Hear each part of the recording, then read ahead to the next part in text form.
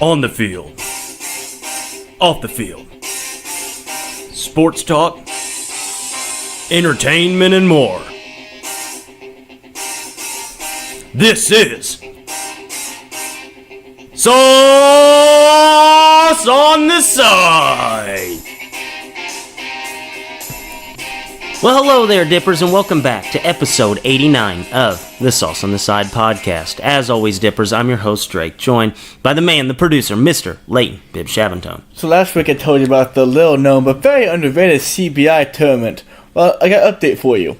Tonight is a championship game between DePaul and USF. Drake, got a take on that one? Is that San Francisco? No, it's South Florida. Oh, okay. Wow. Yep. I'm going to go with DePaul. You're man. with DePaul? Blue Demons. Let's go. All right, now, how much money is losing out on this? Listen to how they did a championship game. They have one game tonight, a game 2 on Wednesday, and a game 3 and then a series on Friday. So wait a second. They play a best of 3? Yeah, the CBI. Where's this at? It is at, it's sponsored by Roman. That's awesome. I cannot find a location. Tampa, Florida, in the Yingling Center. Time out. So Wait, I changed my pick. Okay. I have to go with USF, dude. This is like a home game for them, basically. It's a home game. DePaul go from Chicago. You know they're going to have any fans fighting down there for a 3-game set. So time out. The CBI is like the lowest basketball tournament possible, correct? Yes. According to ESPN, yes. So it's below the CIT. So this is a tournament that nobody's going to watch. Nobody's going to go to, and they're taking these kids from DePaul out of school for an entire week. Yes. God bless the NCAA. Do you know what this is? This is sponsored by Roman at the Young Center. This is the tournament created by the internet. They want the internet to fuel this thing. Yeah. Wow. I'm going to go back and do some more research on the CBI to get some more info on how the teams doing it, how it's selected. I don't think you could find a better sponsor and a better arena to host something for amateur athletes. No, that's great. What a double whammy. Wow. That's pretty special. Love it. I love that. So, Dippers, we will actually talk about the big NCAA tournament, the actual one, the Final Four. We will recap the games that we had this weekend, the Sweet 16 and the Elite 8. We will talk about what we expect in the Final Four matchups and who we expect to be playing for the title and who will capture the title this weekend. We will also talk about the NBA, a couple big headlines heading into the playoffs, and that LeBron has now shut it down for the rest of the season. I'm going to introduce a new segment. It's called I Show Leighton a Picture, and it's basically that. I'm going to show Leighton a picture. I'm going to ask him when he thinks his picture's from, what it is, who it is, and we're just basically going to discuss a picture. And I think that's actually going to be a really fun segment, and we will talk about the first week of the actual MLB season. So we're going to start things off like we did last week, just for week 2 of the NCAA tournament. We are going to do the word association that we most popularly did with the NFL season to kind of put a bow on the Sweet 16 and the Elite 8. So Leighton C., for you, week 2 NCAA tournament, who was your most impressive team performance? Texas Tech. They beat Michigan, who I said best team in the country up until like a month ago by 19. And then they top team Gonzaga, I think, by 7 or 8. There's 2 really good performances by maybe the best team left in the tournament. I went Texas Tech last week. I think I have to go with Auburn here. Auburn was an underdog playing UNC, an underdog playing against Kentucky. And, you know, on this Auburn team, they had 3 guys that averaged 10 points per game or more. And one of those guys was out, and he happened to be heads and shoulders their best rebounder. And, you know, you figure out, like, okay, now we got to move guys up. Well, they pulled up Horace Spencer to start. He gives him 13 minutes and fouls out. Malik Dunbar, now he's your number 4 scorer. He's in foul trouble basically the entirety of the game. And then Anthony McLemore ends the game with 4 fouls, 13 points, 13 minutes, 1 point.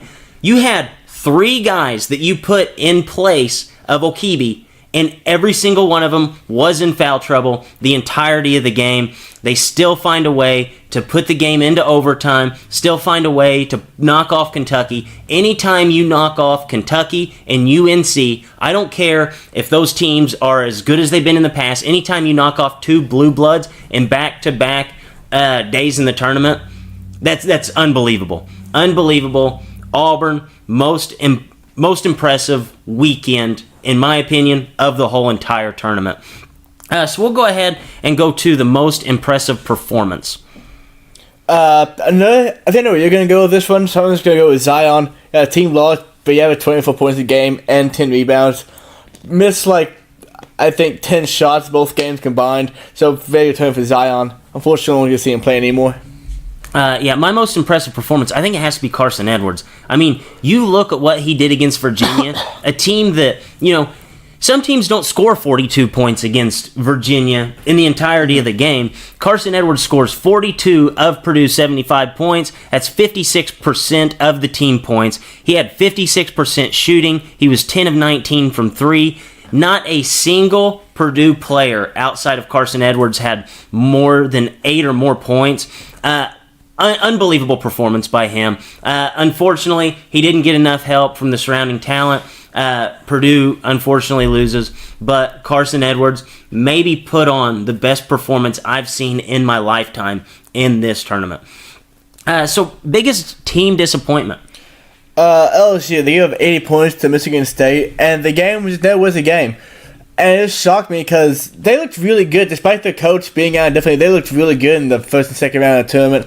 And I thought may not beat Michigan State, but compete with them throughout the game. But it was 40-27 at halftime, and then 80-63 overall. So never had a chance. I'm gonna have to go with Duke. Biggest team disappointment has to be Duke. You look at the Elite Eight. Duke, this was their tournament to lose. Duke coming into the Elite Eight was 5-1 against teams that were in the Elite Eight. Average win, 12.5 points that they had done. And then they were also the last game going on into the last game of the Elite Eight. You look at the Final Four teams, Duke was 4-0 against those teams and actually beat 2 of those teams by 10 or more points. Coach K, he's 1-11 all time against Izzo. That's basically what they beat in our head. That the entirety of the tournament, we have this primetime matchup, Tom Izzo versus Coach K, and we hear the stat multiple times. Tom Izzo is 1-11 against Coach K. There's no way Duke can lose this game. Duke out-rebounds him. Duke shoots better from 3. Duke shoots better from 2. Duke does everything right. Michigan State even shot 2 of 6 from the free throw line, and Duke still found a way to lose the game. I think it has to be one of the biggest disappointments that I've seen in the tournament in quite some time, outside of Virginia losing last year to UMBC. Well, no, Duke, this is an entire season-long thing. They shot 30% from 3. Do you know they'd be ranked of any team that ever make the Final Four of all time? What would it have been? Dead last. Dead last. They would be the worst three-point shooting team to ever make the Final Four. And think about how much more treasured three-point shooting is now than it was even 15 years ago. Oh, yeah, dude. You hear it all the time, these 7-footers are now shooting at the percentage that Larry Bird shot at. Yeah, and even to those teams back then, they shot a higher clip from 3 than Duke did. Wow. So, yeah. That's actually, that's a wild stat. So, biggest individual disappointment? I actually got a joint one here for the same team. Kobe White and Luke May. And the loss to Auburn, they also got kind of halfway, I think it was 90-73, something like that. They were combined 10 for 29. Wow. Which I said Auburn 2 weeks ago could get to the Final Four if they beat UNC, but I didn't think Kobe White and Luke May would go 10 for 29 in that game. Yeah, I have 2 disappointments for you. We actually didn't talk about it beforehand, but we both. I have Kobe White, obviously, 0 from 7 from 3. And you think about it you think, oh man, maybe Auburn's guards are really good defensively. Well, Auburn's guards, they're 5'11" and 6'3". You look at Kobe White, who's supposed to produce at the next level, going 0 for 7. And realistically, from the start of the ACC tournament, his 3-point per shooting just basically went down the drain. He went 7 of 35 from 3. from the beginning of the ACC tournament in through the NCAA tournament. And he made half of his threes against Washington. So Kobe White, I think, was one of the biggest disappointments. And also, I have to say, Matt Harms, huge disappointment against Virginia. Played 37 minutes. He's 7'3", and he got 3 rebounds. Travion Williams played for Purdue, played 16 minutes. He got 7 rebounds of his own, and he's 6'9". So there was an obvious problem there with Matt Harms getting any rebounds. Most impressive run to the Final Four. Talk about early. It has to be Auburn, Kansas, UNC, and UK. Yeah. That's insane. Okay, let me ask you this. If you had to make a Mount Rushmore of college basketball programs, who would be on it? Kansas, UNC, Duke, and UK, probably. Yeah. UCLA would be up there because if you're doing it for this century, I don't know if UCLA cuts it, but definitely UNC, UK, and Duke. Yeah. Well, I was thinking... The fourth one we can argue over 2-1. Yeah, I was thinking, because Duke, obviously, for the first, basically until Krzyzewski got there, wasn't even relevant in the slightest, the slightest. So you could make the argument that they might not be on there, if you're going 4. But if you're going 5, it's UCLA, obviously, UNC, obviously, UK, obviously, Kansas, obviously, and then Duke. Yeah. Would probably be like your 5th, maybe honorable mention. Auburn beat 3 of those teams to get to the Final Four. That is remarkable. I think it has to be Auburn. And, you even look at their first game. They played a team in New Mexico State that was 30-4. They have not even got... They haven't had a day that they could basically coast. They have had tough matchups night in, night out, still advanced to the Final Four. So, latency, best game of the Elite Eight or the Sweet 16. So, yeah, there are a lot to choose from here. A lot of games, like only 2 bad games, really. I think there was 3 of the 4 Elite Eight games either went to overtime or within 1 point. It's a good game, but with Virginia and Purdue, not just cost numbers aside, the fact that late in that game, it seemed like every big 3 would go in. Absolutely. Every shot, if a team needed a shot and they shot it, you thought that's going in, and then boom, Clyde hits the 3. Virginia hits the 3. Bang, bang, bang. Overtime. I wish Purdue won that game. I took them really hard. They didn't pull it out, but it's a great game overall. Yeah, I think that there's probably 5 games that if they happened in the first weekend would have obviously been the best games, just how the finishes panned out. But I think I agree with you, Leighton. Virginia had to have a lot of things happen to win that game. They were down by 12 in the first half, and when it was 5.5 seconds left, UVA had to miss a free throw on purpose, get a rebound, and a score, and the ball went all the way back to the other side of the court, and it basically took an oop from the free throw line, like a little lob, to put the game into overtime. Unbelievable game. It was probably my favorite game of the tournament. So fun to watch. Scariest team left in the field. I'm going to go with Virginia. I talked shit about Virginia all year long, but the way the offense played against Purdue was what I needed to see. I said about all year, you score 70 points to Virginia, you're probably going to win that game. You probably still will win that game 4 out of 5 times, but getting 70 points wasn't enough for the first time in a while, so for that reason, Virginia's the scariest team left. Yeah, for scariest team, I'm going to basically take the same reasoning that you used, but I'm going to go with a different team. Texas Tech, this is going to get funny with my the verbiage I use here. They out-defensed Michigan and out-offensed Gonzaga in the same weekend. And you look at it, Michigan ranked number 2 in the Ken Palm on the defensive side of the ball. Gonzaga ranked number 1 in the Ken Palm on the offensive side of the ball. If you can do those 2 things to those teams specifically, you are very, very scary. And for that reasoning, I have Texas Tech as my scariest team left in the field. So latency, Final Four power rankings 1 through 4. So number 1, I have Virginia, just a hair above Texas Tech.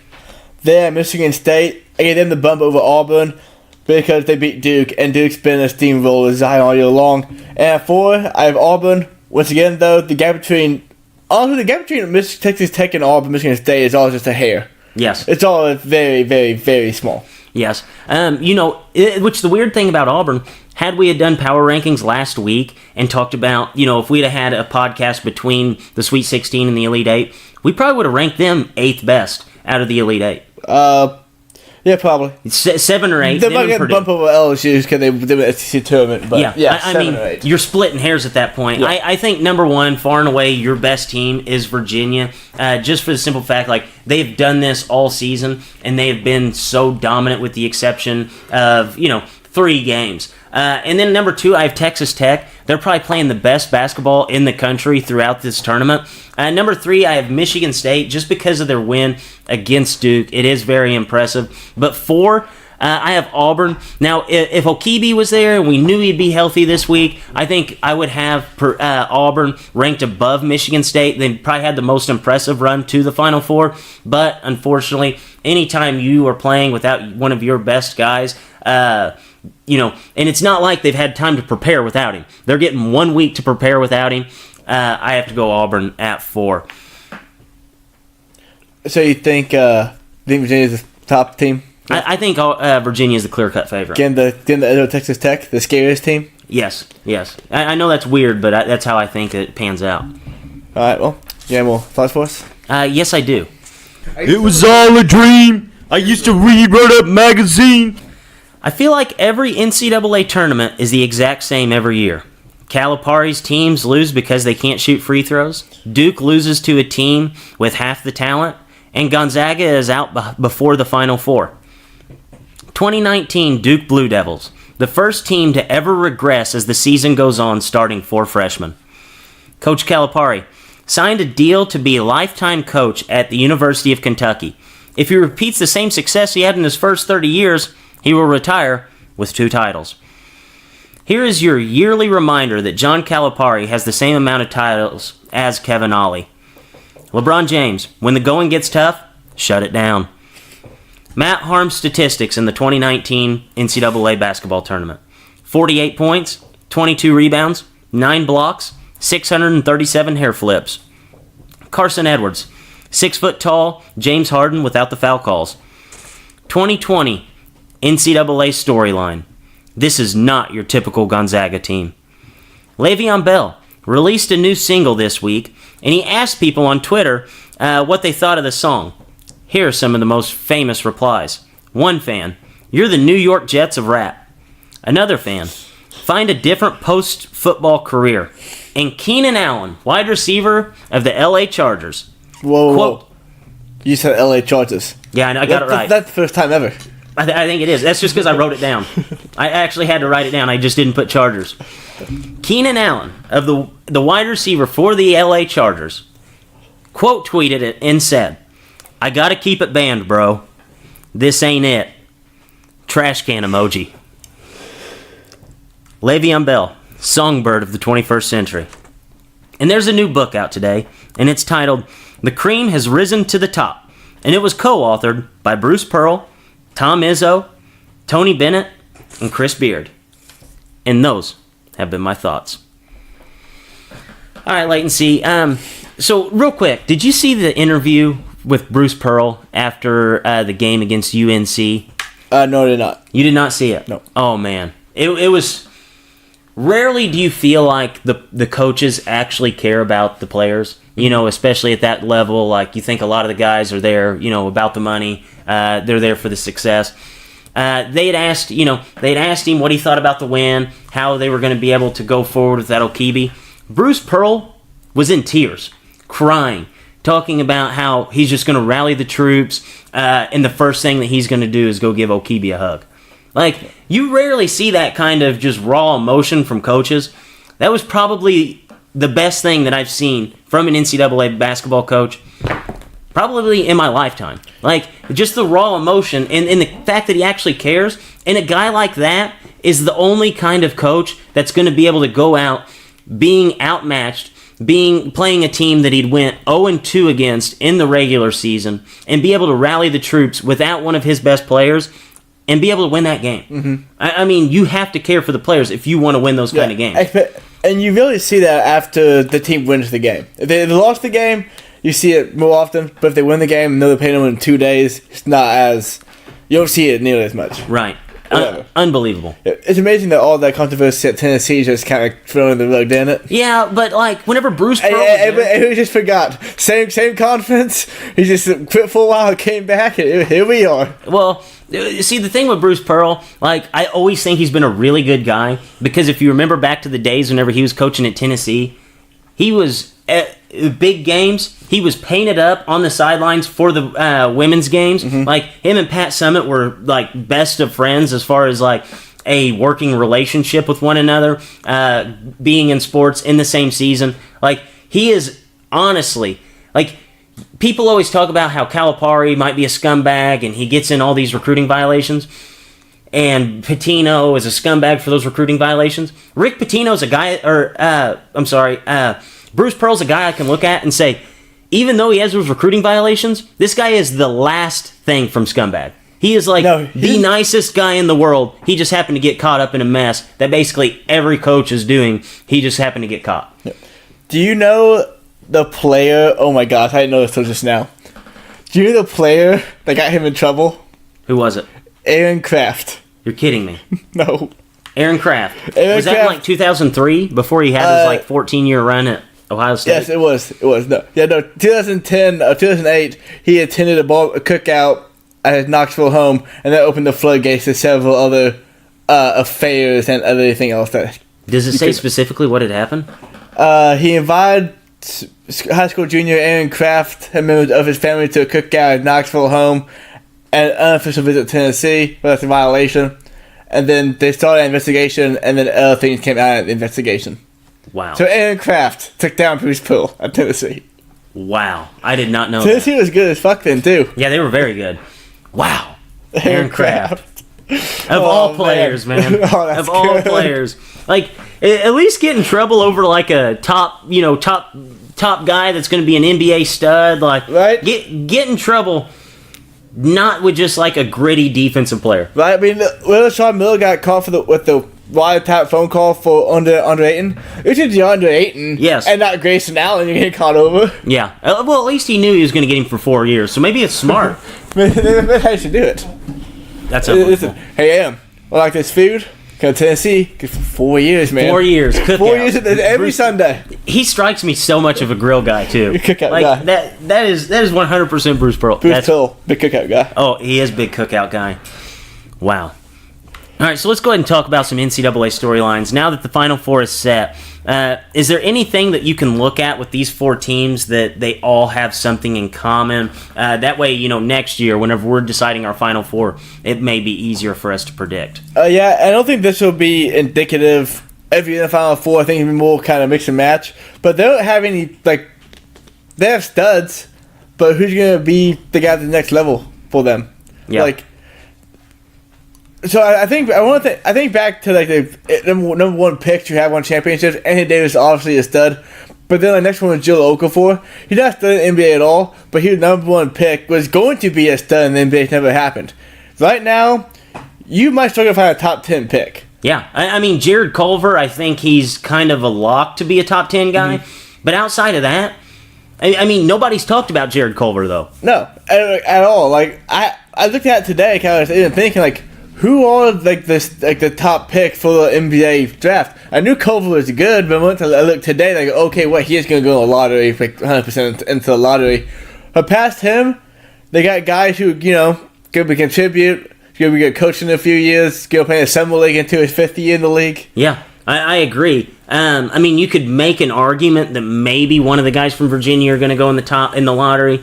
But that's not set in stone. It wouldn't surprise me if all three of their big dogs ended up going late first round. And then Michigan State really doesn't have any guys that you could say are going to be lottery picks. Auburn doesn't. Okeke will go in the end of the first round. And then Texas Tech, Jared Culver. That's really it. So I think that you are onto something there. I don't think that big names necessarily mean that you're going to be in the Final Four success. I did find something out, though. I think that Chuma Okeke, Yeah. I think he's going to be the new, Sister Jean. The thing that everybody's playing for, They roll him into the game and, because once he came out there, the second half, Auburn was a completely different team.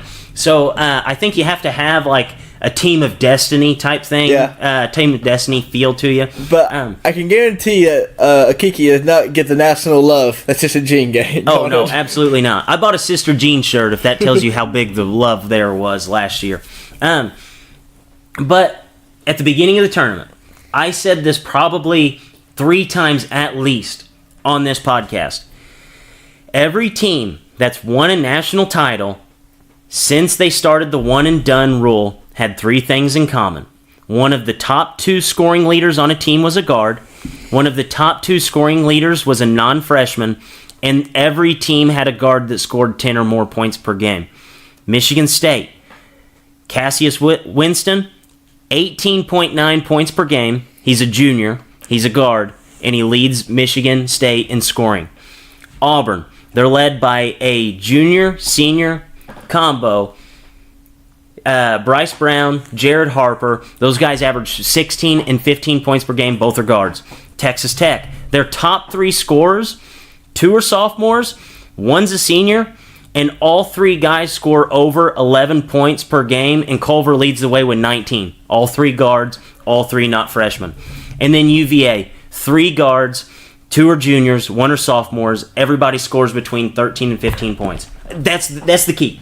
That's the recipe to success at this level, and I'm going to stand by that. And I did that making this bracket. I didn't have Duke winning. I had Duke going farther than where they had actually went, but still, I think there's something to be said about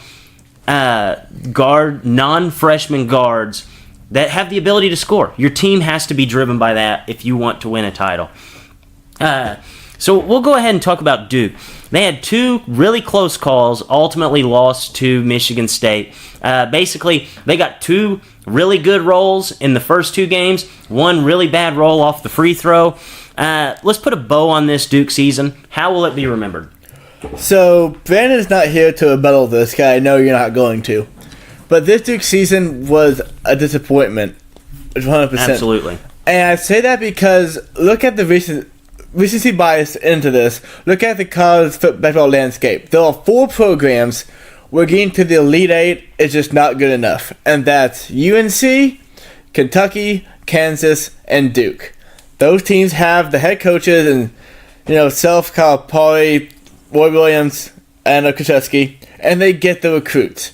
Those 4 teams can't just get to the Elite 8 and say, okay, that's a great season. It is a good season, but those 4 programs have gained nothing by getting just that far. They already have recognition nationally. They already have the coaches and the players that anybody sees. Those programs have to get to the next step, get to the Final Four, and they gotta get to the chance to win the championship. Duke had the best recruiting class, arguably of all time, and they played very good at recruiting class. Not like with Kentucky, where they had that 1 month span where they just couldn't win a game. All year long, they were dominant with Zion Williamson. And in the tournament, they couldn't get it done. I don't know how Coach K teaches that defense, just have the other team miss open layups, but he should put that on a DVD and sell that thing. Yes. Because that'd make a shit ton of money. Like, listen, here's how you make the other team miss open layups. And if it wasn't for that, they would have lost in the 2016. They would have lost. No, they would have lost in round 32. Yeah, the round 32 is what I meant. But yeah, no, total disappointment because of where Duke's at right now, they gained nothing from getting that far.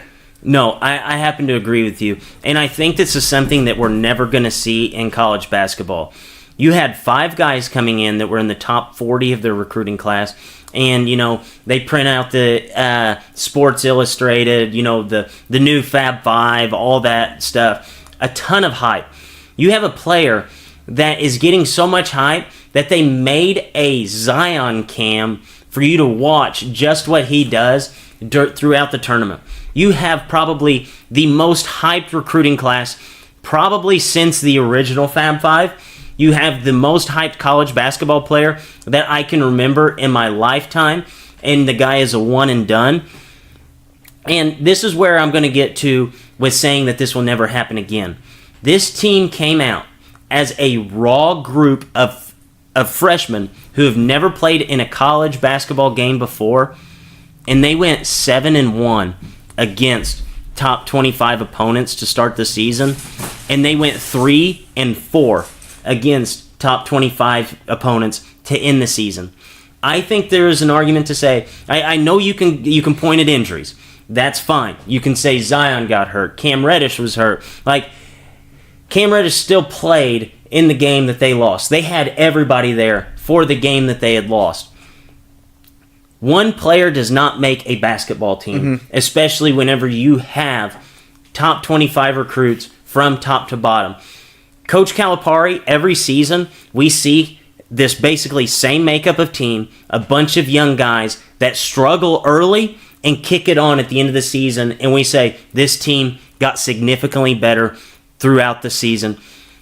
And this team did the exact opposite. They came out, beat Kentucky by 30 points. If they played again in the tournament, Kentucky probably wins that game just because they had surpassed them. Duke will go down as the only team with that kind of talent, with that young of talent, that will regress in college basketball. And I think I'll stand by that, because most of the time, coaches can coach their guys up and they get significantly better, even just by playing college competition, night in and night out. This was a hype train that wrecked way too early. Yeah.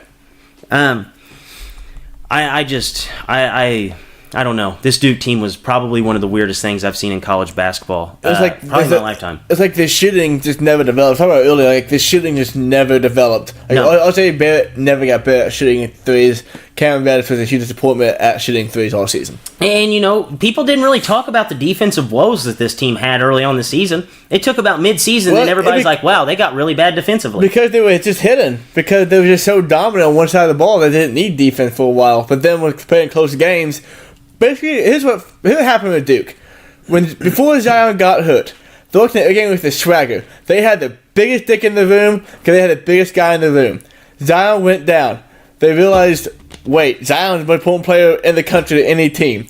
And the dick got a little bit smaller. Then he came back. They said, okay, we got Zion back, we're good to go. But in the back of their mind, they knew that they weren't all that. But Zion was. Yes. And I think that was obvious throughout the tournament. I think I saw one bit of emotion from the Duke team, and it was Zion. Zion was the only guy that seemed hyped to be there. Like, he was ecstatic basically the whole entire tournament, and nobody else really showed that true emotion that Zion basically carried night in and night out. But we'll stay on Zion for a minute. Do you remember any college basketball player that's ever been this hyped? Yeah, so Andrew Wiggins, he came into Kansas. He was being compared to LeBron James. And then the season started, he didn't play that great, and it kind of died off. Sounds like his NBA career. At the beginning of the season, Andrew Wiggins was probably more hyped than Zion was. But after 1 month in, no, it was Zion. Yeah. It's in my lifetime, 1 month in or more, Zion Williamson. But before that, Andrew Wiggins. Yes, and I think the fact that, what kind of player he was, just physical dominance, being able to dunk, obviously, the social media era, took off with that and did what they do. And I don't know if we're going to see another guy like this for quite some time, because I think Zion has probably been the biggest hype train, deservingly so. I mean, he was phenomenal this season. I know Duke lost, but it wasn't like it was Zion's fault. But I think he's probably the most hyped guy we've probably ever seen in college basketball, at least in my lifetime. So we talked about the lack of parity last week in the first two rounds. Does the fact that we now have the Big Ten champion, the Big 12 regular season champion, SEC tournament champion, and ACC regular season champion all left in the Final Four show that there's actually more balance than what we thought last week? No, I don't think so, because last week I was talking about balance. I talked about how the Power 4 conferences owned college basketball, and that stands true because these are all the best conferences in college basketball and all the mid-majors. Had Houston pull off Kentucky, you can say that. Had Gonzaga beat Texas Tech, you could say them, but neither of those things happened. No. So I still go to say last week that the hierarchy in college basketball rules it now more than it has the past 5 or 6 years. I agree 100% with everything you said. I think that, it spread it out a little more, but even the Big 12, we talked about how weak it was, and, Iowa State is your tournament champion, and they were out the first round. Just because Texas Tech is really, really good doesn't mean that the rest of the conference really, echoes that it's a deep conference. I think it's just more of the same, I think that the actual good conferences are still very, very good. The bigger conferences are very, very good. But then after that, I think there's a lot to be left desired from the Pac-12. I know they're a big name, but they're just not really that good. The Big 12 was not that good this year outside of Texas Tech. So I actually I agree with you 100% on that. So, Leighton, I'm going to talk ad nauseum at this for a bit. It's something that, I think needs to be said. We heard all season, this Gonzaga team is different. Heard it all year. They have now yet again failed to reach the Final Four with the loss to Texas Tech. What do you make of Gonzaga? Same thing every year. Who you play in the regular season matters. Go back 15 seconds. Look at who played in the Final Four. Look at who they played during the regular season. Might not be the most deep conferences, but they are still better than the West Coast Conference, better than the AAC, better than the A10, whatever. Who you play next season definitely matters. Now, Drake, talk ad nauseum. Okay, I've got a paragraph written up for he this. He has literally a page. Yep. Stop what you're doing and listen up. If you're a Gonzaga homer, you're going to be mad. I don't know too many of them, but I know a lot of people. Whenever you talk about the most dominant basketball teams over the past, 20 years, everybody brings up Gonzaga as being a top feeder program, like one of the premier basketball teams over the last 20 years. And don't get me wrong, I'm not saying that Gonzaga is a good team, but I'm saying if they were anywhere else except for the conferences that they've been in, they will be a run-of-the-mill team that might sneak the top 25 here or there, but ultimately fall short of the tournament. Every 2-3 years, they're going to miss out. In the last 20 years since Mark Few has taken over as coach, would you say that people look at Gonzaga as one of the best teams in the country? Yes. Okay, so that's all I need to hear. In 20 years that Mark Few has been there, they have one Final Four. 10 times this team has finished in the top 10 of the AP poll. Half the seasons that he's been there, they have finished the year in the top 10 of the AP poll. 19 of his 20 seasons, they have been ranked at one point or another in the AP poll. At least sniffed the rankings, been in it 19 of his 20 seasons. They have been seeded 9 times as a top 4 seed. They have been seeded 5 times as a top 2 seed. And 3 times, they have gotten a number 1 seed. They've made one Final Four. And in that Final Four season, they beat a 16 seed, an 8 seed, a 4 seed.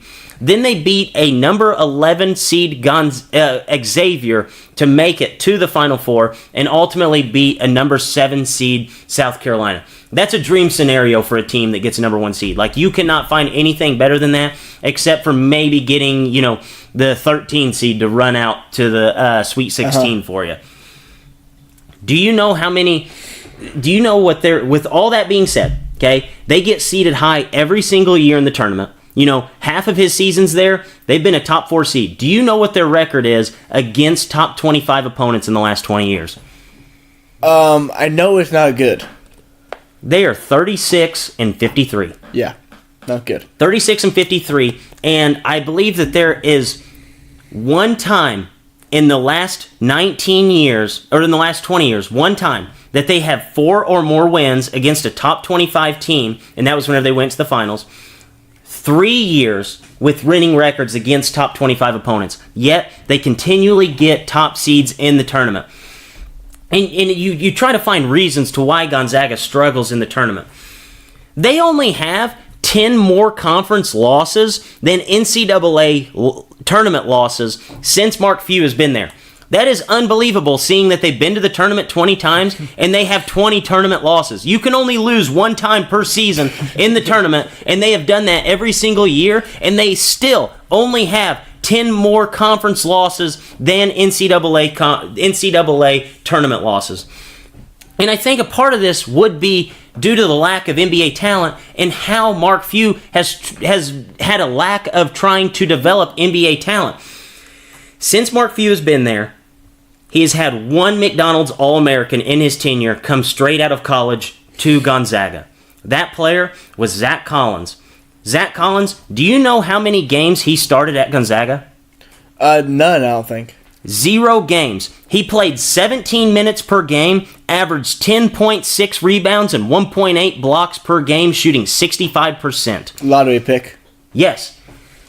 That is unbelievable. He played 17 minutes per game, averaged 10 and 6 with a block and a half per game, shooting 65%, yet he does not play more than 17 minutes, or he doesn't even sniff the starting lineup. The best NBA players Mark Few's had, Kelly Olynyk and Sabonis. Those are the 2 guys that he's had that have came out of Gonzaga that had success in the NBA. They're so similar. Kelly Olynyk, he doesn't even average 10 points per game for his career, and he doesn't even have 5 rebounds per game over his career. I know he's close to those, but you would think that a team that has been in the top 10 at the end of the season, 10 of the last 20 years, would have had more NBA talent that transitioned over. And I talked about Sabonis. He was only there for 2 years. And as a freshman, he recorded 9.7 points per game, 7 rebounds, started 1 game, and only played 20 minutes per game while shooting 67% from the floor. I don't know if you don't realize this, but teams that go to the Final Four now do start freshmen. They start young guys who end up developing to be very good players. In Sabonis' second season, he finally broke the starting lineup. But here's the one thing that I need to know about Mark Few. In Sabonis' season that he did not start, and in Zach Collins' season that he did not start, do you know who he started in favor of those 2 players that were probably the best recruits he's probably ever had? I probably couldn't name you 20 players in Gonzaga history. So let's see. Do you remember Prezimek Karnowski? Oh, yep. The big guy. He was like 7 foot tall. He logged more minutes than both of those players in their time at Gonzaga. He had less rebounds, shot a lower percentage, and both of those guys that went on were lottery picks. So everybody saw the talent with these players other than Mark Few.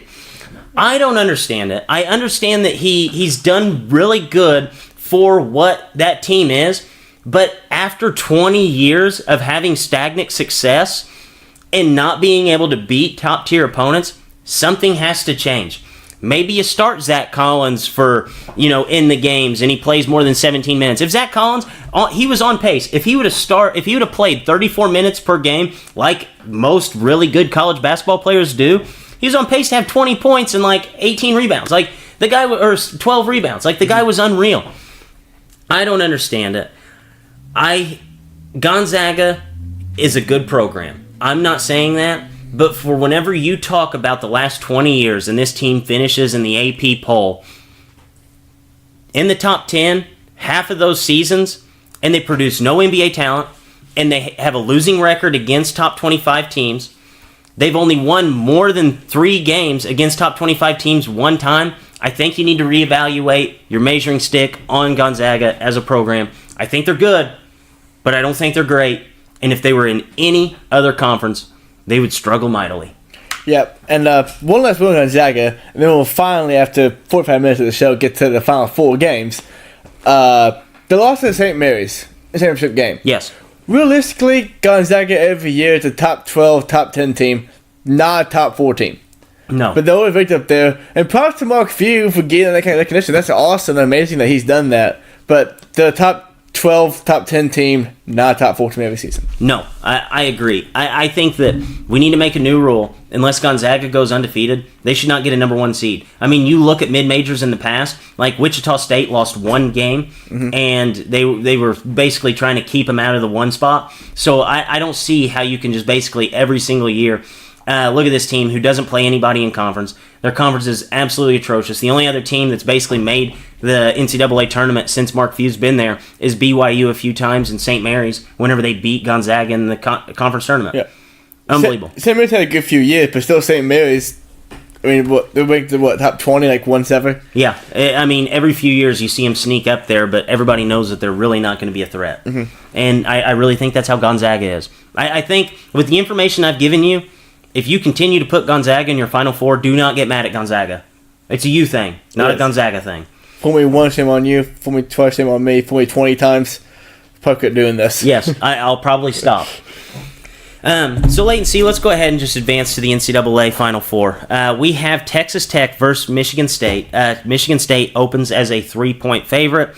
Let's talk about the game for a little bit. What do you think the keys to each side are, and ultimately who's going to be your winner? So ultimately, I'm just really surprised Michigan State's a 3-point favorite. I am too. I guess Nick Ward's healthy. That's a humongous thing for Michigan State. That's as big as anything. Yeah, but I mean, he's really only going to play 16, 17 minutes a game. Yeah, but think about it. But now another week to get healthy, maybe 25 minutes. Final Four now, Drake. Oh, yeah. It's the Final Four. No, it's lace up or go home. The whole time he's been win or go home. Not the Final Four. Now it's just throw it out the window now. I love watching Nick Ward play. We got to get guys out there. But Texas Tech, all year long, they've had the defense.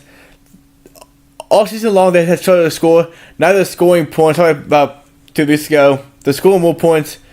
But Michigan State, man, something about the Michigan State team. This is gritty, and I can't tell you what they're good at. But I feel like they're gonna pull this game out. I'm picking them to win this game. I think Texas Tech's a better team. The better on paper. The better watching them. But something about the Michigan State team makes me believe that whatever they do good, they could do it good enough to score 60 points somehow and win this game. So I'm taking Michigan State over Texas Tech in the first game. I'm actually going to go on the opposite side here. And the big reason why, and basically every time we've talked about Texas Tech, I talk about Culver and Owens. You know, anytime that you have a guy who's basically a tree standing below the rim, blocking shots, one of the big things that basically bailed Michigan State out was that Cassius Winston was able to just basically run to the rim and throw up a floater. That's not going to happen over, a 7-foot guy with a 12-foot wingspan. Mm-hmm. So I think that's going to cause a lot of problems for Michigan State. Whenever they put Nick Ward out there, that's going to be their best bet to kind of go at Owens and maybe get him into foul trouble. But I think him being so long, he'll be able to avoid the foul trouble and, ultimately alter the shots. Maybe not get a ton of blocks, but at least alter shots down below the rim. The keys to Michigan State, they're going to have to shoot a lot better from 3 than what they did against Duke. I mean, there's no bones about it. There's no way that they're going to be able to shoot 30% from 3, shoot 2 of 6 from the free throw line, and be able to beat this Texas Tech team. I've seen Texas Tech play one Big Ten team in this tournament. It was a team that did lose to Michigan State, but they were 3 very close games. Texas Tech had their way with Michigan. I mean, they absolutely destroyed Michigan. I don't think it's going to be more of the same and Texas Tech go out there and just basically roll this team up and throw them out. But I think Jared Culver is going to be way too much for this team. He's kind of like the difference maker. You look at Michigan State, one team that they struggled against this year was Indiana. And Indiana has that guy that you can basically hand the ball to and say, go get me a basket, basically at any time from the guard position. I think it's going to be very similar to those Indiana games where, when they need a basket, they can get it to Culver and ultimately he can score. I think Owens down low, altering shots is going to be a huge factor for this game. Nick Ward, he's going to have to play more than 16 minutes to be able to beat this team. I think Texas Tech's going to win this game. And I think it's going to be a game that Texas Tech kind of jumps out early and kind of puts this game away early in the second half. But I think this does have the makings to be a very good game as well with saying that. But I think Texas Tech will win. So let's go ahead and go to the other side here. We have Auburn versus Virginia. That just feels weird saying. Honestly, Virginia opens as a minus 5.5 point favorite. Can Auburn pull it out for the second time without Okibi on the floor? So the keys to the game for Virginia. Key to Virginia is knock down the big shots you made against Purdue. Because if you do that, you're going to win this game. And therefore, the key for Auburn is play some kind of defense. Because Auburn puts up a lot of points to have all tournament. But look at the points they allowed in the tournament: 71, 80, 75, and 77. It's going to be very hard for them to score 75 points against Virginia. Very, very hard, especially without a player like Carson Edwards they can throw a ball to and have him go to work. It's going to be very hard. They got to keep Virginia. I'm talking 65 points or fewer to even have a chance in this game. I just feel like I think it's too unlikely for anything to fall in place for Auburn in this game. I hope they win. I think Bruce Pearl is awesome. It'd be a great story to see them go to the finals. But I got to go with Virginia in this one. Yeah, the key to Auburn, we talked about it last week. Auburn shoots just about as many three-pointers as any other team in the country. Coincidentally, Virginia holds opponents to 28% three-point shooting. That is unreal. That's actually 4th best in the nation. I think that's going to play a huge factor in this. Auburn obviously is going to have to make a lot of threes. They didn't necessarily do it against Kentucky, and they still found a way to win it. But I think that Auburn, their struggles from 3 without Okibi on the floor is a bad sign, even though they were still able to manufacture offense. You have to make threes to beat Virginia. That's how it is. You have to make threes in order to beat Virginia. Virginia, I think, is just too good defensively. They're very efficient offensively. So even though it's not going to be an up and down pace for the whole entire game, like Auburn or Virginia is going to take much smarter shots. They're going to be more efficient with the basketball. Where Auburn, they're going to need those step back threes over the top of, Kyle Guy, Jerome. Like, they're going to need those to go in. I don't think that Lightning's going to strike 4 times in the same tournament. And I think Virginia's going to ultimately win this game. I would love to see Bruce Pearl in the finals. In this game, there is no loser. I mean, realistically, we either get Tony Bennett, who's more deserving of a title game than probably any coach that hasn't been there over the past 20 years. He's probably as deserving as they come. And Bruce Pearl, he's just a hell of a guy. So there's really, we don't get to see a bad guy go to the finals. So championship game, latency. You have Michigan State versus Virginia. Who do you like? So I want to say this, and this is 100% truth. Until the Thursday morning of the tournament, I had Michigan State winning it all. I backed out and had Duke being in the final lead before Thursday morning. But I don't think Michigan State.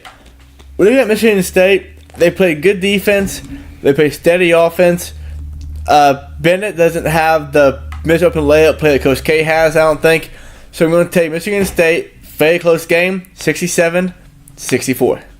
I think that's going to be a good game. Honestly, either way you get it. On paper, Michigan State and Virginia is probably your best game. You look at the KenPom ranking, both teams are ranked in the top 8 offensively and defensively, so that should make for a really good game. I actually have Texas Tech versus Virginia in an ultimate grinded-out battle. I think that would be hilarious. In the era, it'll be something. In the era of basketball, where it's basically coached, it's instilled from you in a young age, like just be really good offensively, chuck up a bunch of threes, and we're just going to run the court back and forth. This is going to be the exact opposite of that. I think it's going to be a game where the over-under is going to be set at like a solid 100, and they're going to look you in the face and say, bet me that this game's not going to be 51-52. Because it's going to be a slow-paced game. It will be a very fun game. Ultimately, I think that Virginia is just too efficient offensively and, top-notch defensively. Texas Tech probably has the edge defensively, but offensively, I think Virginia's going to be too much for them, where you look at Texas Tech, you can say, I can give the ball to Culver at any time and he can make a big basket. Virginia has 3 of those guys that, can hit that big three-pointer when they need it. I have to give the edge to Virginia. I think Tony Bennett cuts down the nets for the first time in his career. Both of the games that we talked about are the games where the leading scorer has 19 points, and he gets his 19th point on a go-ahead 3 with like a minute to go in the game. Yes, absolutely. This is 100%. Both of these games are 100% play out that way. Yeah. Regardless of who wins that game, it will go with, with his 21st point, it kind of the biggest moment of the game. Dude, other than like Taco Fall and UCF like making it to the Final Four, is there any other better scenario you could ask for this Final Four?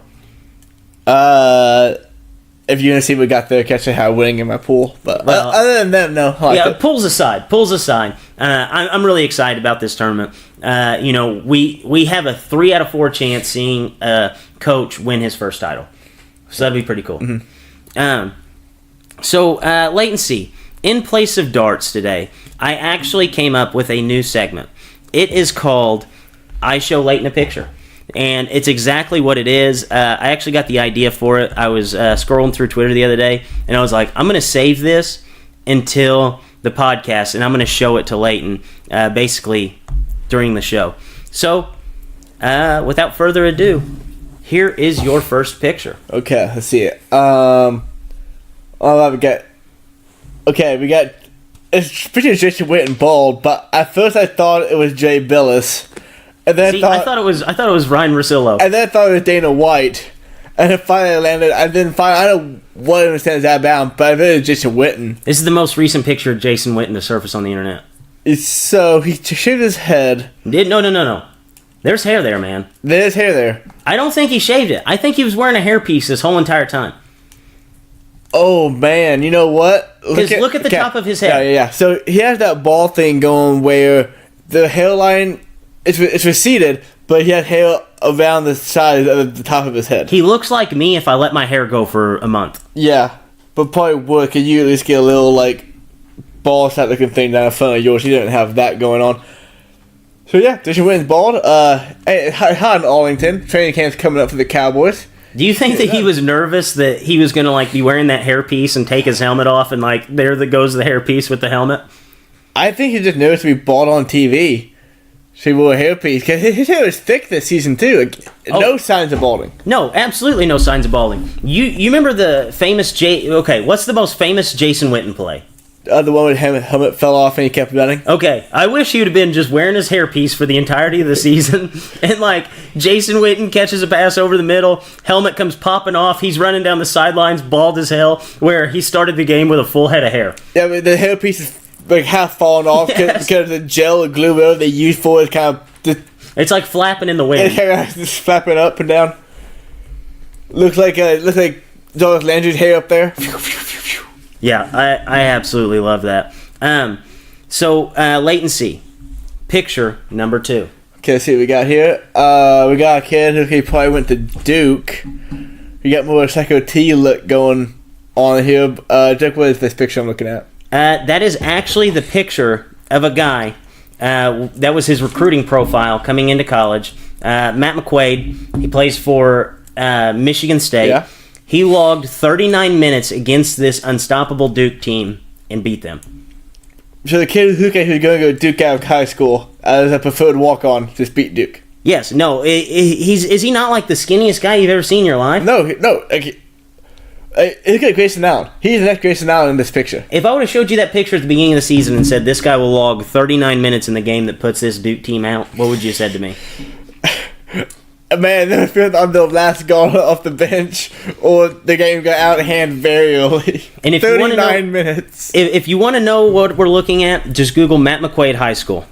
Because that guy single-handedly took down, well, he didn't single-handedly, but he logged 39 minutes in the game that Duke lost. Played a big part in the victory. Okay, so picture number 3. This is the final picture. Put your thumb over the top so you don't see the name there. Okay. There you go. Who is that guy? Okay, so this looks... It looks very similar to the last guy. So, this guy is actually a Duke player wearing a Duke uniform, just like Matt McGrew or Glau, whatever his name was. Matt McQuaid. Looks like Grayson Allen a little bit. Poor man's Grayson Allen. I think that's it looks like here. Watch One Tree Hill. Looks just like Nathan Scott, who did go to Duke. Give a quick Google real quick if you have your phone handy. Joey Baker. Joey Baker. Okay. Joey Baker is the player's name. Do you know who Joey Baker is? The name's so familiar, but I can't remember why I know Joey Baker. Okay. So you know how all season we've talked about how Duke didn't have a full bench, like Duke has, limited substitutions? Joey Baker was the number 37 recruit in 2018. Last year. He was a part of the most Fab Five. At least it was coined by Sports Illustrated. I was scrolling through the other day on Twitter, and it was like talking about this Duke team, and there was 5 guys on there. Obviously, Trey Jones, Cam Reddish, R.J. Barrett, and Zion. And then this guy was hanging out on the side, and I'm like, what in the world? At first I thought, maybe it's like Alex O'Connell, and then I see that it was part of the recruiting class. Uh-huh. He was the number 37 recruit. And everybody's talking about how Duke did not have a guy on the bench. He played in 4 games this season, logged 18 minutes, went 1 for 4, 3 points, 4 rebounds, 0 assists, 1 block. So he got a lot of that recruit. Yep. He's there for the cookouts. Yes, he Coach can't have a full cookout. Yeah. So, hey man, I need one recruit me for 4 years. Every Sunday, we got you. Yeah. No, he definitely he's probably a cookout guy. I could definitely see that. But I thought that was really weird whenever I saw that, because I knew that there was a fifth guy. Like, whenever you talked about the recruiting class, it's like, oh, yeah, they have 4 in the top 15 and then 5 in the top 40. Mm-hmm. Joey Baker, odd man out. I could have showed you a picture of any of the other 4 guys. You'd have nailed it right off the bat. But Joey Baker, now tell me if you think I'm wrong here. Here in like 3 years, Joey Baker's going to surface as like one of the top players in the country. He's a senior at Duke, and he's going to be like playing in the Final Four. And they're going to talk about how he was in the same exact recruiting class as Zion Williamson. Next 2 years, him and Bolden, that's the other guy who does All-American that never got to play, really. Yeah, him and Bolden are going to lead this Duke team to great things the next 2 seasons. Yes. I really do. Like, you are going to hear about this ad nauseum next year. Everybody's going to throw it in your face like, oh yeah, he was the 5th piece of the 4 guys that came to Duke. Like, and that's going to be the case next year, and then you have him next year, and then you have him the next year. I can see now on ESPN, Jay Bill is talking over like the falling icons of all players. You know that Zion Williamson, R.J. Barrett, and Cam Reddish, and Trey Jones. But then there are 2 other guys who also very good at basketball last year on the bench. Bolden and then Baker. Who's Baker now? And flashback to his high school days, get all rolled out. And then this year, boom, 21 points a game, 6 threes per game. Yeah, I would bet anybody amount of money that you will see the picture of Joey Baker next year with the 4 guys, and they will talk about how this guy's supposed to be the next leader for Duke because he was in this recruiting class. Even though, other than that picture for Sports Illustrated and signing on the same year, they have 0 things that tie them together. Yeah. I mean, absolutely 0. Didn't play at all. Had 3 points. What did you think about that segment? I liked it. I did. It was good. I did too. I had no idea what I was expecting coming into it either. I know. I didn't know if I was going to get a picture like super zoomed in, like, what do you think this is? And somebody's finger, it's like, I don't know. No, I had to pick something that, like, as we discuss it, we could have people look it up and, like, play along with us on that. I like that one. I think, it'll be one of those ones that reared its ugly head whenever we have a 2-man show, but we'll have to bring that back. So let's go ahead and transition things here to a little bit of MLB chatter. The MLB season actually began this week, even though they had the, 2-game set in Japan. I know we've only seen a handful of games of the 162 for each team, but go ahead and give me your first week knee-jerk reactions. Okay, so it's only been, 4 games, but I have a couple of notes. The first one's a narrative that I'm really glad didn't take off at all. This is on Friday, the day after the opening day. Opening day, there were 44 home runs, 15 games, almost 3 per game. Dan Patrick went on, actually should take it the week too, if he wanted to do that even. Dan Patrick went on show Friday morning and talked about how he would not be surprised if we didn't start seeing players get hit with HGH and steroid allegations, boom, boom, boom, boom, in the next few months or definitely a few years. Do talking about home runs. I don't think that's so ridiculous that they didn't bring that narrative up at this point. Because for one, you just want to see the world burn and take away from a good thing of home runs. And secondly, this is how MLB is right now. Like, in one game, the Dodgers had 8 home runs. Same day, the Mariners had 6 home runs. Tim Becker had 2 home runs in the same game out of Chris Sale. What we have right now is we just have guys, it's launch angle and swing zone, being put together by guys who are just experts at it. We take the guys who are just strong, don't have great power, show them where they need to swing and how they need to swing to hit home runs or hit doubles and triples. And days where the slugging percentage is almost being looked at better than OBP. It's not yet, but it's looked at the same level almost. This is what the game is going to be. A shit ton of runs and a lot of home runs. So, I don't think this narrative should be brought up at all after one day of 44 home runs. I thought that was ridiculous. No, I agree with you on that because, if people are still hitting for average and not striking out, but we just have a ton of home runs out of nowhere, yeah, you could probably make a good case for steroids. Yeah. But it's the exact opposite. Like, people are swinging in the same exact spot every single time. Uh-huh. The batting averages are going way down. You look at a lot of guys over the past few years. One guy I even brought up earlier last week, Jose Ramirez, the home run numbers are going up, but the batting average is going down. So it's not like we have a bunch of Barry Bonds out there who are still hitting 320 with 70 home runs. Exactly. The difference with those guys they were just trying to drive the ball anywhere for a hit, but they were just fucking crushing it. Yes. For 400-foot home runs. You have guys like Mookie Betts, who he claims about home run, he drives the baseball, it goes out, whatever.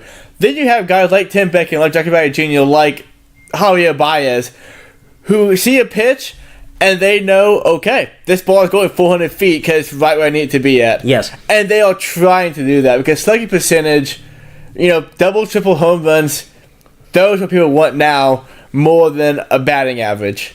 I want... Who did you say gave that take? Dan Patrick. Okay, I want Dan Patrick to look me in the eyes and say, Christian Yelich is on HGH or steroids. Right? He's responsible for 4 home runs in the first 4 games. Yeah. He's 6'3", 195 pounds. I saw him up close and personal at spring training, and he seriously looks like your buddy's younger brother that's just goofy. Yeah. That happens to be good at baseball. Like, he is as lanky as he could possibly be, but yet, here he is, 4 games in, 4 home runs, must be on steroids. Tally him up. And the other thing that I want to hit on before we move on is that managers are letting their starters go farther into games early in the season, even when the game banged around. Like, last year we saw Gabe Kepler take out Aaron Nola after 68 pitches. That was the extremity of the whole bullpen thing. But this weekend we saw good pitchers and pitchers overall get hammered in the first 3 or 4 innings and stay out there through the 5th into the 6th inning sometimes because, one, maybe they didn't get enough work in spring training and the game was already kind of out of reach anyway, or just because the managers want to battle against the narrative all offseason of it being you're going to have your starter throw 3 innings and pull him out for a bullpen guy. I think part of it is they want to battle against that narrative so hard. They want to keep him out there in the to allow 7 or 6 runs to beat that. But I think a lot of it is just managers saying, okay, you're a starter out there, you have 5 runs. We need you for 5 innings, so go get us 5 innings. Yeah. And I like seeing that too. Yeah. I think one of the biggest narratives, of course, for me being a Cubs fan, and this is my knee-jerk reaction, if every MLB game was played on a practice field, Tyler Chatwood would be a Hall of Famer. You saw him in spring training, had 8 appearances, had a 2.57 ERA with 4 walks. Go ahead and fast forward to the MLB season, 1.2 innings versus the Rangers on Sunday, 2 walks, 3 earned runs, and an ERA of 16.2. Another one of the knee-jerk reactions I have, Bryce Harper must be a glue guy. Why? He is 5 days in, and there's only one team that has a chance to go 162-0. Oh. And the Phillies, they started off 1-4 last year. So they are undefeated at this point of the season. So Bryce Harper must be a glue guy. Joe Donaldson, an anti-glue guy? Only one team can go 0-162? Yes. Yes. Okay. So, trending upward, Bryce Harper. Trending downward, Josh Donaldson. Don't you think that's the exact opposite of what everybody thinks? Josh Donaldson's like more the glue guy than Bryce Harper. Yeah. Well, 3 games in, things have changed. Hey, 3 games in. I'm not saying it's something, but 3 games in. Did you get that update on ESPN? No, not yet. Kevin Durant. Yeah. Charged with a hit and run, suspended indefinitely. I don't believe you. It's right here on my phone. Okay. April Fools. I was gonna say there's no way. I had to get one of those in there. But anything else before we go ahead and just talk about the headlines here? I'm going to shit my pants now if Cameron Durant gets charged the hit and run the next 24 hours. Breaking news. You heard it here first. Sauce on the side. So one little headline, there's not a ton to talk about, in the first week. We could talk about how, this guy's absolutely destroying the world. We're 4 games in, so we're going to pump the brakes on all that talk. That's what the knee-jerk reaction thing was for. We do have a guy we're going to talk about here in a minute that is absolutely tearing the world on fire. But Bryce Harper, this is kind of a storyline that went under the radar here. Struck out for the 2nd time on opening day for the Phillies and was booed. Obviously, we expect that from the Philly fans. Do you think that this is going to be more of a learning curve for the Philly fans dealing with hot and cold Bryce Harper? Or do you think it's going to be more of a learning curve for Bryce to deal with Philly fans? So I saw this when it first happened. I thought it was ridiculous. Then I read this, and it hit me. I'm just like, it's neither of these. Philadelphia fans fucking figuring out baseball, figuring out that he's going to have between 550 and 600 play appearances, and he struck out twice in one game. You can't boo the guy. And I'll say it. Bryce Harper, He's going to do it 50 times this season, probably. at least. Yeah. Like, at least 50 times, probably. And, wait. I mean, 50 times total strikeouts or 52 strikeout games? Probably 52 strikeout games. Okay, yeah, probably. He'll have 50 strikeouts total at least. That Mike Trout has that even. But I'll go ahead and say it. Bryce Harper this season had more pressure on him than any baseball player in history of baseball. Not just because of how big his contract is, the way he handled free agency and just waiting till March to go to a training camp. So yeah, Philadelphia fans, they're hardened. They don't want you to suck. They don't know if you suck. It's like Boston, but after 2 strikeouts in one game, you can't boo the guy. It's baseball. You're gonna have games. I bet you he struck out 4 times in a game this year. Oh, I guarantee it. And you know what? That game, they better have 5 pitchforks waiting for him outside the locker room. Yeah, I'm actually going to run the numbers here on how many strikeouts that... Where is this at? Well, he finds this, but Harper got on base 4 times last night and hit a home run. He has 2 home runs this season. Last year, he had 53 multiple strikeout games. Okay. So they're going to have to get used to this. Yeah. I think... It's baseball now, though. That's just what it is. Yeah, that's what it is. But I think it's going to be more of a learning curve for Bryce. Because I don't think that the Philly fans, they're going to continue to do it. They will do it. And they're not going to learn anything. Bryce Harper could seriously have a month where he hits 30 home runs and has, a 350 batting average, which, Bryce Harper, he gets hot, he gets cold, and then the very next day he could come out and strike out 3 times. And I really think that they would still boo him, even though, he had just put on an absolute performance for them. Bryce is going to have to learn to deal with this because whenever he was in D.C., those fans absolutely loved him. They didn't want him to leave. They were all about keeping him. In his cold stretches, they were all on board. Whenever he was hot, they were all on board. Those fans never wavered depending on his performances, but this is going to be a huge learning curve for Bryce because the first time in his life, people are rooting against him that are his own fans. Everywhere he's went, he's been loved. They've embraced him. And Philly is just the oddest environment for this. Maybe outside, even the Yankees, they get behind Giancarlo Stanton. They had a candlelight vigil for Judge last year. I think this is going to be... It's going to be a huge learning curve for him because I don't think it's going to be pretty. There's going to be times in this relationship where we're there's no way that they're going to put up with this anymore. Yeah, you know what? I really, really, really like that take. And it kind of reminded me about LeBron James in the sense of he was in Cleveland, he was coddled, he was the number 1 pick, he was special to them, emotional attachment to them, goes to LA, not going so great, no attachment at all. But it's all the same deal. The only emotional attachment he has in Philadelphia is the fact that they paid him $330 million to be there. Oh, yeah. The Nationals, he was the number 1 pick in the draft. He was the guy who was going to lead into the promised land, never got it done, but they love Bryce Harper anyway because he was a top pick and because he's 18 years old. Now he's 26, and now he's in Philadelphia, now he's getting paid $330 million by the people who hated him. People in Philadelphia hated Bryce Harper last year. Yes. He was a National. Yes. Now he's playing for them. He had to figure out, I have no respect among anybody here right now except for myself. And you hit it perfectly with LeBron. If LeBron had these same struggles this year, but he was in a Cavaliers jersey and they failed short of the playoffs and didn't make it, those people would still absolutely adore him, because of what he had done. Bryce Harper didn't do nearly the same that LeBron had done for the Cavaliers. Never won him a title, really didn't even win him a postseason series. But they still embraced him and loved him, and even if he struggled, they were all on him because they basically watched him grow up. This is going to be a big learning curve. I hope it works out for Bryce. I hope he tears it up this season. But it's going to take some time. Yeah. And I think it's going to be a roller coaster up and down. So wait and see. Last week, we did not pick Christian Yelich to be our NL MVP, but he has started off his 2019 campaign with 4 straight games with a home run. Is it safe to say that the insane finish of 2018 is more than just a fluke or a guy getting hot?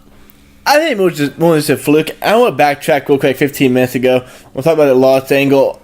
I brought up Mookie Betts, and he kind of falls in the same category of Mookie Betts. He's not huge, but he hits the ball good.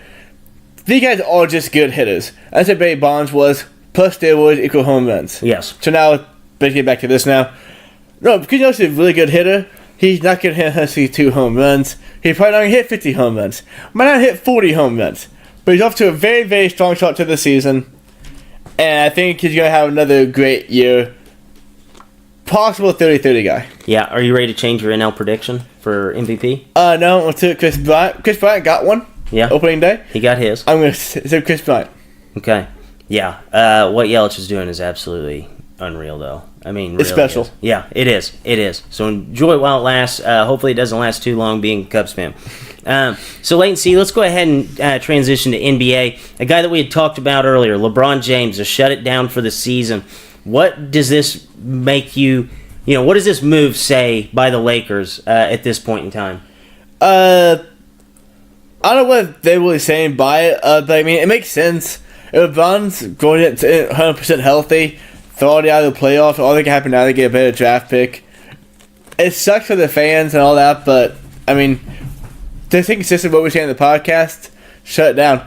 And Chris McCaffrey, nothing to play for, shut it down. Yeah, shut it down. LeBron James, nothing to play for, injured, shut it down. Yeah, no, I agree with you. Obviously, it's the smartest move for his career. Like, every single year, he's basically playing in the last game of the season for 9 straight years. Now he's going to have a full off season to prepare. He's going to even get it like an extra month of recovery time. It's obviously the smartest move, but we have to scrutinize it every time because this is still the same franchise that chose Swaggy P over D'Angelo Russell, who's now an MVP, or who's now an all-star caliber player, who basically let Julius Randle walk for nothing, who's now like a 2010 guy. Like, the Lakers, out of all the bad things that they've done, I think this is the smartest move since basically LeBron's walked onto the LA floor. So, sucks to see. As much shit as I give LeBron, it's going to be really, really bad in the playoffs not having him there. Yeah. So LeBron is my favorite athlete ever. And number one athlete ever. He's the first athlete that I like because I wanted to like him. I went kind of told local play I want McGuire. But I feel like liking LeBron this year, I've been a Kanye fan the past 3 years. Oh yes. You love Kanye, but he keeps doing shit. It's like, man, please stop. Just stop. I'm hard rooting for you. But I'm happy now.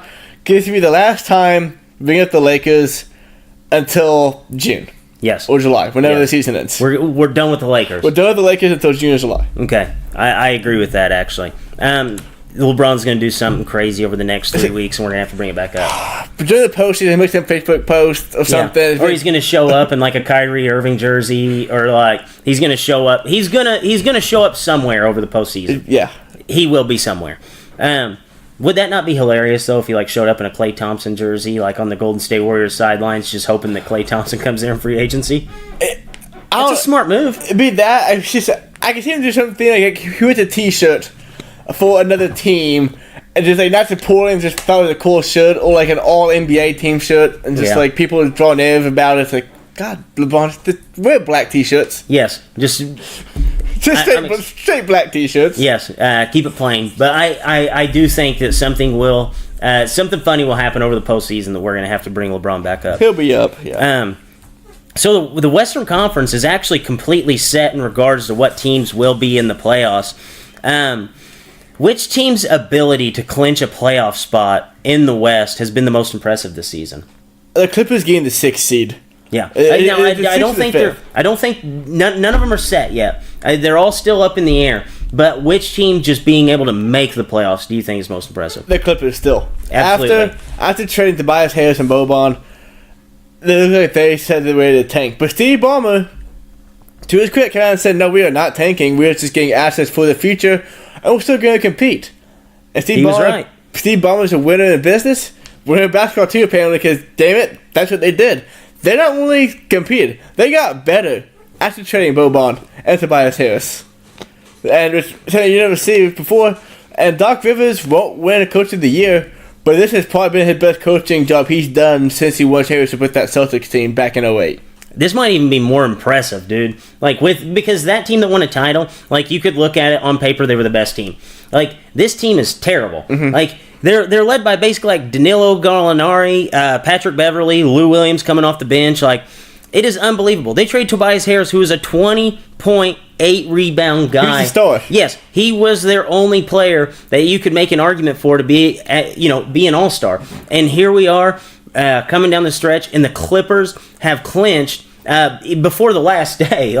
It's unbelievable. Now, the Clippers are the kind of team that, once they get into the postseason, they're a try-hard team. I've said that before, where, the regular season success will not correlate with the postseason success. It will be a short-lived playoff run, but it is unbelievable what Pop has done. We've been on Pop's ass for the past year with his son. I think getting him off the team was kind of a smart move, but I'm excited to see how they do in the playoffs. Just because you rarely see teams without real talent, like NBA postseason talent caliber teams, be in the postseason.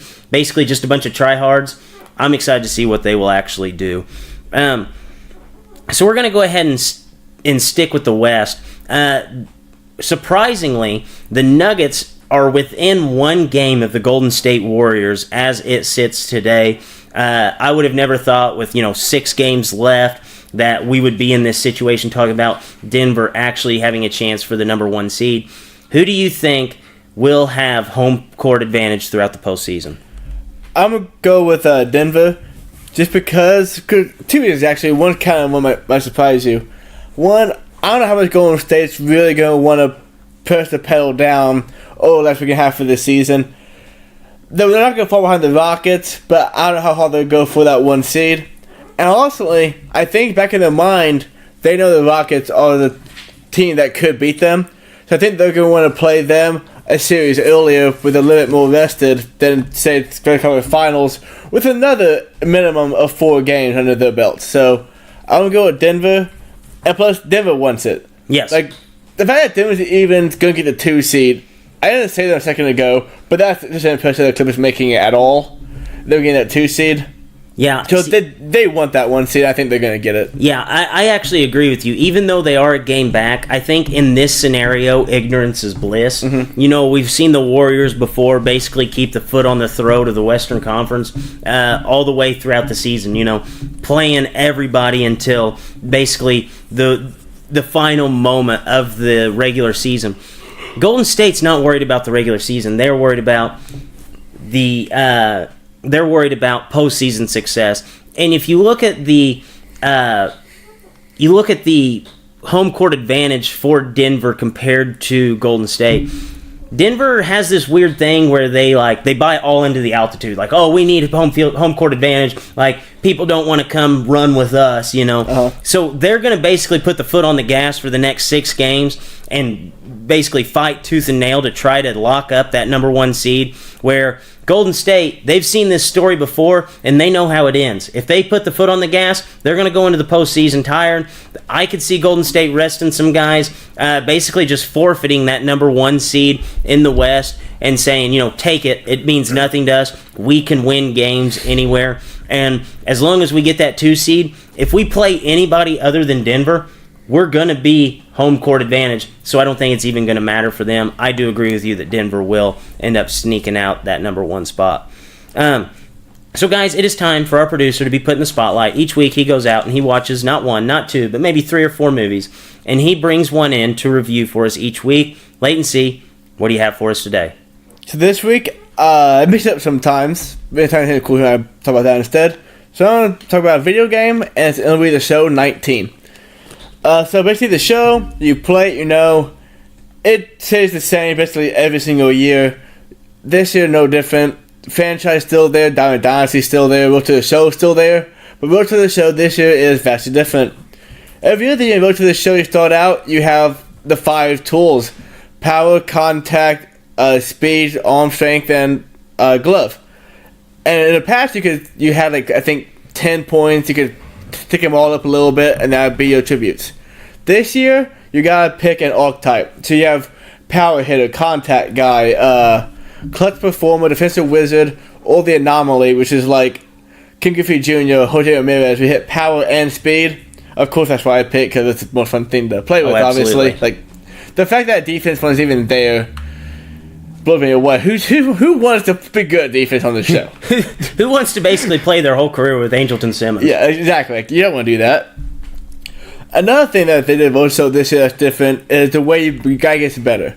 So you used to have like attribute points, and every one attribute point would cost X number of stubs. So like, you want to get 95 power, well, so it cost you a shit ton of stubs. We'll look for that one. But now, how you play has any immediate impact on how your guy is. So let's say you start out at 35 power, and you start hitting good. Your power rating starts going up slowly. After like 10 games of game pluses for power stuff, you'll be at 36. So it can go up as fast as good as you are, or it can go down. So let's say you're 99 and you just have a very, very awful power season. It could be at 75 by the end of that year, theoretically. I don't know if I'm not 99 yet. I haven't played enough. So I don't know if that big of a jump is possible in 1 year. But seemingly, if you got 3 minuses every at bat, you could go down 20 points in a season. Oh, wow. I think that's just the way you should have things go. Because then you can't buy points to get better, like people can do in 2K and Madden. And you can't just sell stuff to get better. You have to actually play the game better to get better. And I think as you advance, that's a more rewarding experience. And also, I think called challenges within the game. It can be like drive in a run within the first 3 pitches, or hit a home run, something like that. Then you get plus 100% for your pluses or your minuses. Here we get better faster. So that part of the game, all awesome. The one thing again that really drives me nuts, makes me want to slam stuff, is the hitting. In 2013, specifically, in 2013, it was so hard to score a run. I remember I played a game against my friend Stark.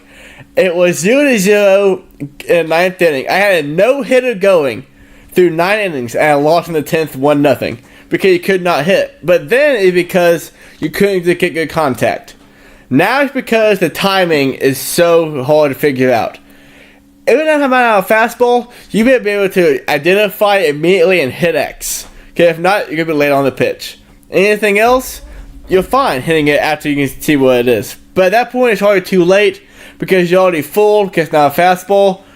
So I wish they would fix timing up a little bit, but it's not that big of a deal.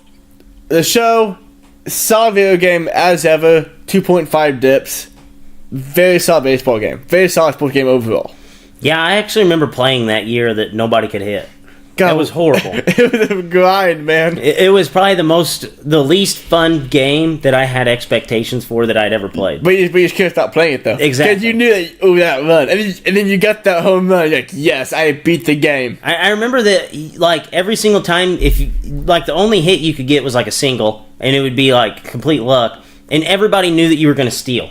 Because that's the only way that you could manufacture any offense. Oh, yeah. If you got a guy on first with no outs, you were definitely going to steal, and then you were going to bunt, and then have a suicide squeeze.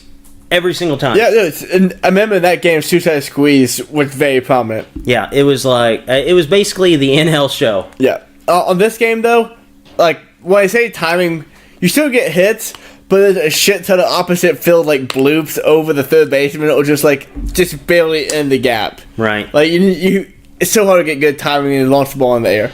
So, by, like, this time in 3 years, Leighton's guy will be a full 99. Yeah. No, I mean, by this time in, like, 3 months, to be 99. We'll see. Once I figure out the timing thing, Butch Coolidge going off. Butch Coolidge will go off. You'll have to update us whenever he gets to a 99. Yeah, my guy named always Butch Coolidge, by the way. He always has long blonde hair. Because I envision myself in my imagination. All right, yeah. Everybody has their own envision of themselves. In my mind, I am Fabio. I like it. So, Leighton C., any bold predictions for this sports week? So the Orioles are 2-2. How nuts is that? But I'm going to make a bold prediction that they fall under 500 this week. I don't know if that's bold or not, but I just feel that's going to happen. That's bold. That's real bold. Actually, I'll make it bold. They stay above 500. 500 or better for one more week. All right, I love that. I would love it if they won their division. That would be so funny. That would be the biggest upset of his. That'd be bigger than Douglas over Tyson. Yeah, that would be huge.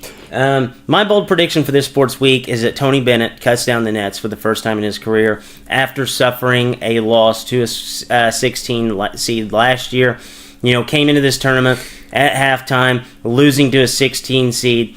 basically everybody was writing them off, saying, oh, it's just the same team that we've seen time and time again. But this team finally figures it out and ultimately cuts down the nets for Tony Bennett's first title. Anything else before we wrap this show up? You said it all, man. And on that note, for Drake and Leighton C., as always, Dippers, stay saucy.